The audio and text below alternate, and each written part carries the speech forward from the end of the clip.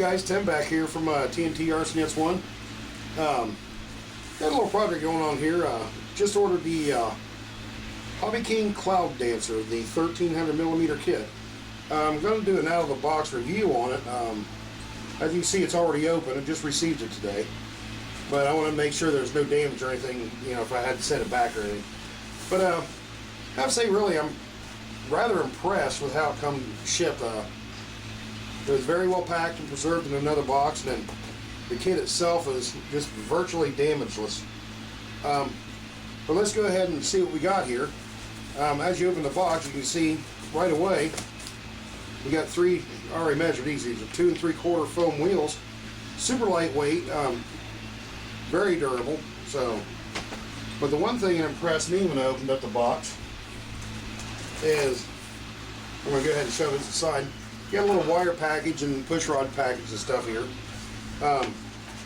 Very sturdy wire on the nose gear and main gear. This is almost typically the size you find on a 40 size airplane. They provide 2 steel rods for, actually no, there's 3 of them in there, didn't see that. There's 3 steel rods for your push rods and stuff, you know, to install. And they give you 2 empty casings here for your push rod guides. That I was impressed with. We'll set that here. And then as you look in the box, let me see if I can keep this flap down somehow. But a nice hardware package. Looked it over. There's a stack of wick hinges in there. A lot of people call them wick hinges, CA hinges, Dubro wick hinges, whatever. As you're looking in the package, you can also see down here you got some nice easy connectors and some hardware. Here's your nose gear block.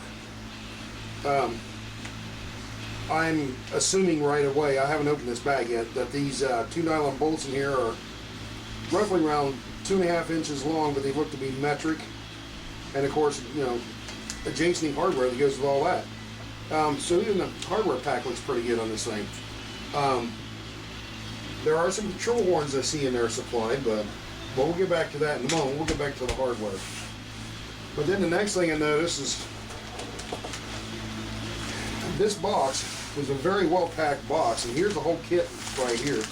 It's all bagged up nicely. Just on first inspection, the laser cutting is just a little jagged, but it's not going to be anything to tend with. Let's go ahead and open this bag up and see what we got. Get my old knife out here. Pull that end off. And we're just going to reach in and grab the whole package of wood. And if I can get my other half over here, grab this empty bag and just set it down somewhere.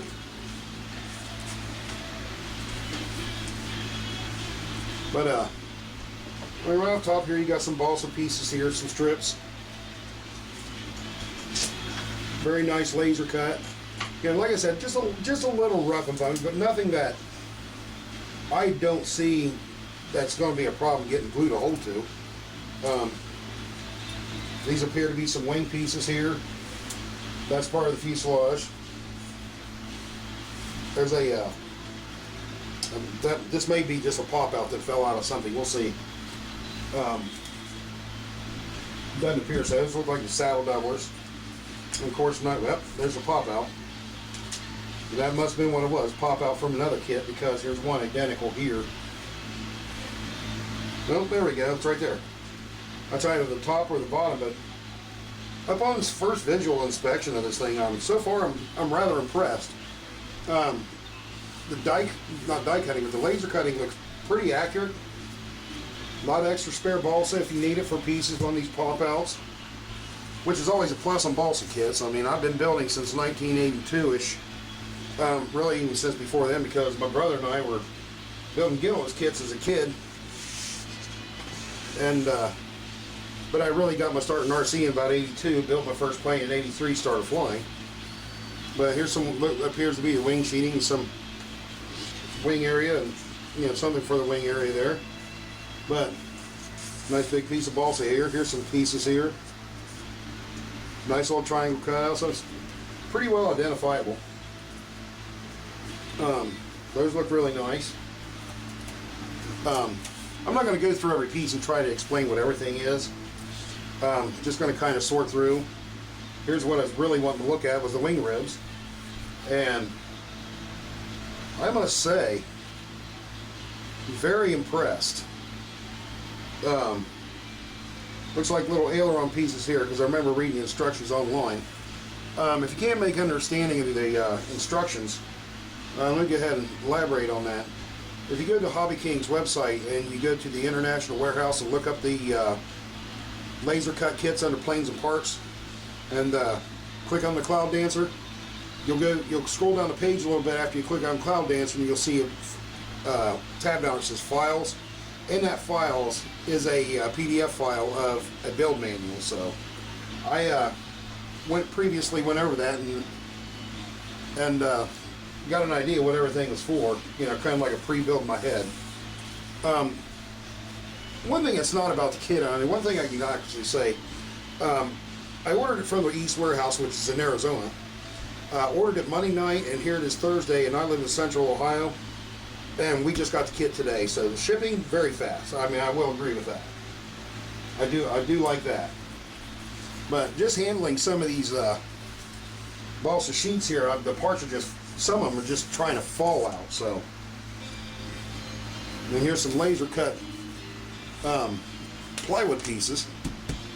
Looks like the hedral braces here, wing ribs, little scrap piece there, front fuselage doubler. Front fuselage doubler. And the one thing I have to say about it also, I did read, and now I'm seeing it for real. I know you won't be able to see it in the video, but you have one side that's labeled right side and left side. There is an R and an L actually laser cut into the part, which I'm impressed with. I mean, it kind of makes it almost dummy proof. Here's the two fuselage side pieces. If I can just pick the other one up. There we go. And then we also have a lot of the fuselage bulkheads here, very nicely cut out. There's actually arrows cut in pieces, which tells you which direction they go. They're marked up on some of them, like on this one right here. I don't know if you can see it. Let me see if I can get the camera up to there. But if you can just notice right here on the top of this bulkhead, it's marked up right there, and same with the one next to it. It says up. So that's the upside of the bulkhead. It goes towards the top of the airplane. And then as we get down even further, we got the firewall pieces and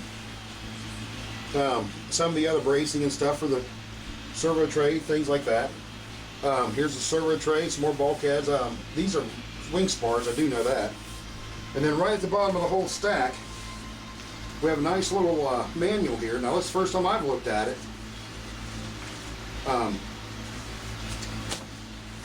Let's see what we got here. It's just, well, nice color little photos here. It shows the completion of the plane, some of your specs and tools needed.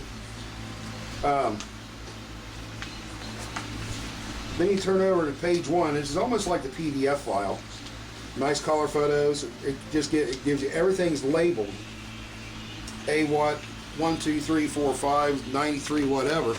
I don't know if you can see that in the picture, but you got labeling right here that tells you what each piece is, you know, where it correspondingly goes, you know, and that's everywhere on this instruction manual. I mean, there's this side here of this page. And then it says assemble, you know, just says assemble the airplane. It's got 6 steps here. Then here's the wing instructions. Then it goes on to finalizing and stuff, and then of course, you know, your covering. Gives you a little diagram on the back on how to set, where to set your radio gear and stuff up at, you know, their suggested thing. But out of the box though, I will say, I'm rather impressed. We're going to do some short videos here and there, you know, as we do the build. And I'm going to go ahead and fold that and put it away. Let me get down here and talk to you a minute. We're going to do short videos here and there as we do the build. And let me see if I can get my ugly mug in this shot here a little bit for you guys. But, you know, any modifications and stuff I do, any suggestions and helpful tips I can go along the way, I'll put in these videos as I go along with the build with her. You know, her and I will get to make sure we get those. But yeah, I mean, out of the box, I mean, I'm just really impressed. I mean, for a 30, I believe it was a $32 kit, and then shipping and stuff was about 40, just a little over 40 bucks. Honestly, I have spent 70 to 90 dollars on a plane of the same caliber, you know, which this would equal out to about a 25 size nitro airplane, and the die cutting and stuff wasn't just that good. One of the forums I belong to, I'm not going to say which one because I don't want to cause any backlash and stuff, but I built a foamy from this company, and I was not impressed. It was laser cut, had a lot of paper edges and stuff on it. It just didn't try and true itself. But what the people are doing for the RC community, I will not take that away from them. It's a wonderful thing that they're doing. But as far as a builder, I'm sticking with right here, wooden. Give me wood or give me nothing to build on. That's the way I feel about it. But like I said, as we go on down through the kit and we start our build and everything, and for what modifications we're doing and stuff, we'll be sure to post them up here on the tube, and we'll just see how it goes from there. The one mod that we are planning on doing, let me see if I can find that in instructions, because I've seen a nice big old gap. Actually, it's going to be 2 mods in one, actually. But the bottom of the fuselage, when it is complete, from the nose until about 3 bulkheads back, this is all open underneath. Well, I'm going to close that off, and we're going to take this A03 piece and maybe open that up a little bit. Let me get that up in the picture. You can see it's open here, and then this A03 piece, this oval cutout right here, we're thinking about just going ahead and opening that up, putting a little bracing inside the fuselage and making a little bomb bay out of that.